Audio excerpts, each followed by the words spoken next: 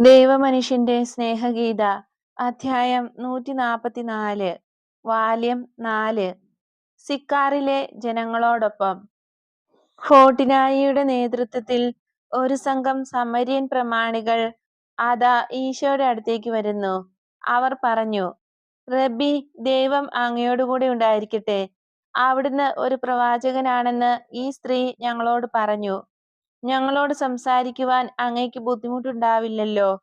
അങ്ങ് ഞങ്ങളോടൊപ്പം താമസിക്കണമെന്നും ഞങ്ങളോട് സംസാരിക്കണമെന്നും ഞങ്ങൾ വിനയപൂർവ്വം അപേക്ഷിക്കുന്നു. എന്തെന്നാൽ ഞങ്ങൾ യൂദായിൽ നിന്നും വേർപെട്ടു പോയി. എങ്കിലും യൂദാ മാത്രമല്ലല്ലോ വിശുദ്ധമായിട്ടുള്ളത്. തെറ്റ് മുഴുവൻ സമരിയായിലും അല്ലല്ലോ. ഞങ്ങളുടെ കൂട്ടത്തിലും നല്ലവരായ കുറെ ആളുകളുണ്ട്. ഞാൻ ഇവളോട് പറഞ്ഞത് ശരിക്കും ഇത് തന്നെയാണ്. ഞാൻ പറയുന്നത് ഞാൻ അടിച്ചേൽപ്പിക്കുകയില്ല. എന്നെ അന്വേഷിച്ചെത്തുന്നവരെ ഞാൻ തള്ളിക്കളയുകയുമില്ല. അങ്ങ് പറയുന്നത് ന്യായമാണ്. അങ്ങ് ക്രിസ്തുവാണെന്ന് ഈ സ്ത്രീ പറഞ്ഞു. അത് നേരാണോ? ദൈവനാമത്തിൽ ഞങ്ങൾക്ക് മറുപടി തരിക. ഞാൻ ആകുന്നു. മിശിഹായുടെ കാലം വന്നിരിക്കുന്നു. ഇസ്രായേൽ അവളുടെ രാജാവിനാൽ ഐക്യപ്പെട്ടിരിക്കുന്നു. ഇസ്രായേൽ മാത്രമല്ല ഇങ്ങനെ ഐക്യപ്പെട്ടിരിക്കുന്നത്. എന്നാൽ അങ്ങ് പാപം ചെയ്യാത്തവരുടെ മിശിഹ ആയിരിക്കും. ഞങ്ങളെപ്പോലെ പാപം ചെയ്യാത്തവരുടെ മിശിഹ. ഒരു മുതിർന്ന ആൾ ദൃഢസ്വരത്തിൽ പറഞ്ഞു. ഹേ മനുഷ്യ, താങ്കൾ ഇവരുടെ നേതാവാണെന്നും സത്യസന്ധമായ സത്യം അന്വേഷിക്കുന്ന ആളാണെന്നും ഞാൻ മനസ്സിലാക്കുന്നു. വിശുദ്ധ ലിഖിതങ്ങൾ പഠിച്ച ഒരാളെന്ന നിലയ്ക്ക് ഞാൻ പറയുന്നത് താങ്കൾ ശ്രദ്ധിച്ചു കേട്ടാലും. പ്രവാചക ദൗത്യം ഏൽപ്പിച്ചുകൊണ്ട് പരിശുദ്ധാത്മാവ് എസെക്കിയേലിനോട് പറഞ്ഞ കാര്യമാണ് എന്റെ ഓർമ്മയിൽ വരുന്നത്. അതായത്, മനുഷ്യപുത്ര, ഞാൻ നിന്നെ ഇസ്രായേൽ ജനതയുടെ അടുത്തേക്ക് അയക്കുന്നു. എനിക്കെതിരെ ലഹളയുണ്ടാക്കിയ ലഹളക്കാരുടെ രാജ്യത്തേക്ക് ഞാൻ നിന്നെ അയക്കുന്നു. അവർ ധിക്കാരികളും ശാഠ്യബുദ്ധികളുമായ കുട്ടികളാണ്. നീ പറയുന്നത് അവർ ശ്രദ്ധിച്ചു കേട്ടെന്ന് വരാം. എന്നാൽ നിന്റെ വാക്കുകൾ, നിന്നിലൂടെ കേൾക്കുന്ന എന്റെ വാക്കുകൾ അവർ അനുസരിച്ചെന്ന് വരില്ല. കാരണം അവർ വഴക്കാളികളുടെ ഒരു കൂട്ടമാണ്. എങ്കിലും കുറഞ്ഞ പക്ഷം അവരുടെ കൂട്ടത്തിൽ ഒരു പ്രവാചകൻ എത്തിയിരിക്കുന്നു എന്ന് അവർ മനസ്സിലാക്കും. അതുകൊണ്ട് അവരെയോ അവരുടെ വാക്കുകളെയോ ഭയപ്പെടരുത്. എന്തെന്നാൽ അവർ വിശ്വസ്തരും ലഹളപ്രിയരുമാണ്. അവർ കേട്ടാലും കേട്ടില്ലെങ്കിലും എന്റെ വാക്കുകൾ അവരോട് പറയുക. അവരെ പോലെ ലഹള കൂട്ടാതിരിക്കുക. തന്മൂലം ഞാൻ തരുന്നത് എന്തായാലും അത് നീ ഭക്ഷിക്കുക. ഇപ്രകാരം ഞാൻ വന്നിരിക്കുന്നു. ഞാൻ എന്നെ തന്നെ പുകഴ്ത്തി പറയുകയല്ല. ഒരു മഹാവിജയമായി വാഴ്ത്തപ്പെടാനും ഞാൻ ആഗ്രഹിക്കുന്നില്ല. എന്നാൽ എന്റെ ഇഷ്ടം ദൈവത്തിന്റെ ഇഷ്ടമാകയാൽ അത് പൂർത്തീകരിക്കുവാൻ വേണ്ടിയാണ് ഞാൻ ഇവിടെ വന്നിരിക്കുന്നത്. നിങ്ങൾക്ക് താല്പര്യമുണ്ടെങ്കിൽ പരിശുദ്ധാത്മാവ് എന്നോട് പറഞ്ഞിട്ടുള്ള വാക്കുകൾ ഞാൻ നിങ്ങളോട് പറയാം.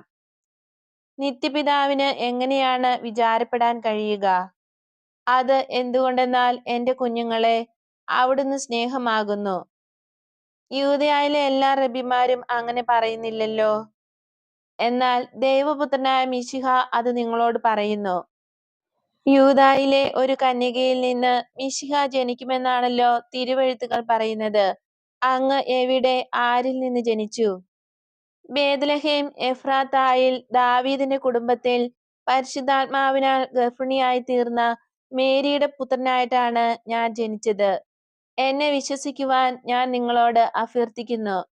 തന്റെ മാതാവിന്റെ കന്യകാത്വം പ്രഖ്യാപിച്ചപ്പോൾ ഈശോയുടെ മനോഹരമായ ശബ്ദം ഒരു വിജയഭേരിയായി തീർന്നു. അങ്ങയുടെ മുഖം ഒരു തീവ്ര പ്രകാശത്താൽ മിന്നിത്തിളങ്ങുന്നു. ഇല്ല, അങ്ങയ്ക്ക് കള്ളം പറയാൻ കഴിയുകയില്ല. അന്ധകാര സന്തതികളുടെ മുഖം ഇരുണ്ടതും അവരുടെ കണ്ണുകൾ ഭയാനകവുമാണ്. അങ്ങ് പ്രകാശമാണ്. അങ്ങയുടെ കണ്ണുകൾ ഉദയ നക്ഷത്രത്തെ പോലെ പ്രകാശിക്കുന്നു. അങ്ങയുടെ വാക്കുകൾ ശരിയാണ്. അങ്ങ് സിക്കാറിലേക്ക് വന്ന് ഞങ്ങളുടെ കുഞ്ഞുങ്ങളെ പഠിപ്പിച്ചാലും അതിനുശേഷം അങ്ങേക്ക് പോകാം. ഞങ്ങളുടെ ആകാശത്തിൽ ഉദിച്ച ഈ നക്ഷത്രത്തെക്കുറിച്ച് ഞങ്ങൾ ഓർത്തുകൊള്ളാം. അവർ പറഞ്ഞു. ഞാൻ പറയുന്ന കാര്യങ്ങൾ പിന്തുടരാൻ നിങ്ങൾക്ക് കഴിയില്ലേ? ഈശോ ചോദിച്ചു. ഞങ്ങൾക്ക് അതെങ്ങനെ സാധിക്കും? പട്ടണത്തിലേക്ക് നടന്നു നീങ്ങുന്നതിനിടയിൽ അവർ സംഭാഷണം തുടർന്നു. ഞങ്ങൾ വിച്ഛേദിക്കപ്പെട്ടവരാണ്. കുറഞ്ഞ പക്ഷം അവർ പറയുന്നത് അങ്ങനെയാണ്. വിശ്വാസത്തിലാണ് ഞങ്ങൾ ജനിച്ചത്. അത് മാറ്റിക്കളയുന്നത് ശരിയാണോ എന്ന് ഞങ്ങൾക്ക് അറിഞ്ഞുകൂടാ. ഒന്നുകൂടി പറയാം, ഞങ്ങൾക്ക് കാണാനുള്ള കണ്ണുകളും ചിന്തിക്കാനുള്ള മനസ്സുകളുമുണ്ട്. യാത്രക്കിടയിലോ വ്യാപാരാവശ്യത്തിനോ നിങ്ങളുടെ രാജ്യത്തു കൂടി കടന്നു പോകേണ്ടി വരുമ്പോൾ ദൈവം യൂദയാക്കാരുടെയോ ഗലീലയക്കാരുടെയോ ആണെന്ന് തോന്നിയിട്ട് ദൈവത്തോട് താല്പര്യം തോന്നത്തക്ക വിധം അത്ര പരിശുദ്ധമായ കാര്യങ്ങളല്ല അവിടെ കാണുന്നത്. സത്യം സത്യമായി ഞാൻ നിങ്ങളോട് പറയുന്നു, നല്ല മാതൃകകളും കാരുണ്യവും മുഖേന നിങ്ങളെ പ്രേരിപ്പിക്കുകയും നയിക്കുകയും ചെയ്ത് നിങ്ങളെ ദൈവത്തിലേക്ക് തിരികെ കൊണ്ടുവരാതിരുന്നതിനും നിങ്ങളെ ആക്രമിക്കുകയും ശപിക്കുകയും ചെയ്തതിനും ഇസ്രായേൽ ജനത സമാധാനം പറയേണ്ടി വരും. അവിടുന്ന് എത്രയോ വിവേകശാലിയാണ്. ഇദ്ദേഹം പറയുന്നത് നിങ്ങളെല്ലാം കേട്ടുവോ? ഈശോയെ അഭിനന്ദിച്ച് മന്ത്രിച്ചുകൊണ്ട് അവർ തലകുലുക്കി സമ്മതം അറിയിച്ചു. ഇതിനിടയ്ക്ക് അവർ പട്ടണത്തിലെത്തി എല്ലാവരും കൂടി ഒരു വീട്ടിലേക്ക് കയറാൻ ഭാവിക്കുമ്പോഴേക്കും അവിടെ ധാരാളം ആളുകൾ അടുത്തുകൂടി. അല്ലയോ റബ്ബി, അങ്ങ് വിവേകശാലിയും നല്ലവനുമാകയാൽ ഞങ്ങളുടെ ഒരു സംശയം തീർത്തു തന്നാലും. ഞങ്ങൾ ഗണ്യമായും ഇതിനെ ആശ്രയിച്ചാണിരിക്കുന്നത്.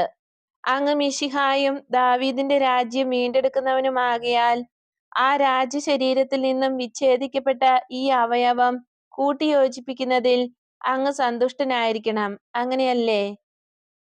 നശ്വരവും നൈമിഷികവുമായ വിച്ഛിന്ന ഭാഗങ്ങളെ കൂട്ടിയോജിപ്പിക്കുന്നതിൽ ഞാൻ അത്രയൊന്നും താല്പര്യമെടുക്കാറില്ല. ആത്മാക്കളെ ദൈവത്തിലേക്ക് തിരികെ കൊണ്ടുവരാനാണ് ഞാൻ ശ്രമിക്കുന്നത്. ഒരു ഹൃദയത്തിന് സത്യം വീണ്ടെടുത്ത് നൽകുമ്പോൾ ഞാൻ സന്തോഷിക്കുന്നു. അതിരിക്കട്ടെ, നിങ്ങളുടെ സംശയം എന്താണെന്ന് പറഞ്ഞില്ലല്ലോ. ഞങ്ങളുടെ പിതാക്കന്മാർ പാപം ചെയ്തു. അന്നു മുതൽ ഇന്നോളം സമരിയാക്കാരുടെ ആത്മാക്കളെ ദൈവം ഇഷ്ടപ്പെടുന്നില്ല. അങ്ങനെയെങ്കിൽ നന്മ ചെയ്യുന്നത് കൊണ്ട് ഞങ്ങൾക്കുള്ള പ്രയോജനം എന്താണ്? ഞങ്ങൾ ദൈവത്തിന്റെ ദൃഷ്ടിയിൽ എപ്പോഴും കുഷ്ഠരോഗികളെ പോലെ ആണല്ലോ. വിശ്വാസപരമായ ഭിന്നതകൾ മൂലമുണ്ടായ നിത്യനിരാശയാണ് നിങ്ങളെ ദുഃഖിപ്പിക്കുന്നത്. എസെക്കിയേൽ പുസ്തകത്തിൽ നിന്ന് ഉദ്ധരിച്ചുകൊണ്ട് ഞാൻ മറുപടി പറയാം. കർത്താവ് പറയുന്നു, എല്ലാ ആത്മാക്കളും എന്റേതാണ്. പിതാവിന്റെ ആത്മാവ് പോലെ പുത്രന്റെ ആത്മാവും അങ്ങനെ തന്നെ. പാപം ചെയ്യുന്ന ആത്മാവ് മാത്രമാണ് മരിക്കുന്നത്. ഒരു മനുഷ്യൻ നല്ലവനാണെങ്കിൽ, വിഗ്രഹാരാധകനല്ലെങ്കിൽ, അവിഹിത ലൈംഗിക ബന്ധങ്ങളിലോ മോഷണത്തിലോ പലിശയ്ക്ക് പണം കൊടുക്കുന്നതിലോ ഏർപ്പെടുന്നവനല്ലെങ്കിൽ, അയൽക്കാരന്റെ ശരീരത്തോടും ആത്മാവിനോടും കാരുണ്യമുള്ളവനാണെങ്കിൽ, അങ്ങനെയുള്ളവൻ എന്റെ കണ്ണിൽ ധർമ്മിഷ്ഠനായിരിക്കും. അവൻ യഥാർത്ഥ ജീവിതമായിരിക്കും നയിക്കുക. വീണ്ടും പറഞ്ഞിരിക്കുന്നത് നോക്കുക. നീതിമാനായ ഒരാളിന് കലഹപ്രിയനായ ഒരു മകനുണ്ടെങ്കിൽ അയാൾക്ക് തന്റെ പിതാവ് നീതിമാനായിരുന്നു എന്ന് പറഞ്ഞ് രക്ഷപ്പെടാൻ പറ്റുമോ? അവന് അങ്ങനെ ജീവിക്കാൻ പറ്റുകയില്ല. തുടർന്ന് ഇങ്ങനെ പറഞ്ഞിരിക്കുന്നു, ഒരു പാപിയുടെ മകൻ നീതിമാനാണെങ്കിൽ തന്റെ അച്ഛനെ പോലെ മരിക്കാൻ അവൻ ഇടവരുമോ? ഇല്ല, അവൻ നിത്യജീവനിൽ പ്രവേശിക്കും. എന്തെന്നാൽ അവൻ നീതിമാനായിരുന്നു. ഒരാളുടെ അനീതിക്ക് മറ്റൊരാൾ കഷ്ടത സഹിക്കേണ്ടി വരുന്നത് നീതിയല്ല. പാപം ചെയ്ത ആത്മാവാണ് മരിക്കേണ്ടത്. പാപം ചെയ്യാത്ത ആത്മാവ് മരിച്ചുകൂടാ. പാപം ചെയ്ത ഒരാൾ പശ്ചാത്തപിക്കുകയും ദൈവത്തിലേക്ക് തിരിച്ചു വരികയും ചെയ്യുന്നുവെങ്കിൽ അയാൾക്കും നിത്യജീവൻ ലഭിക്കും.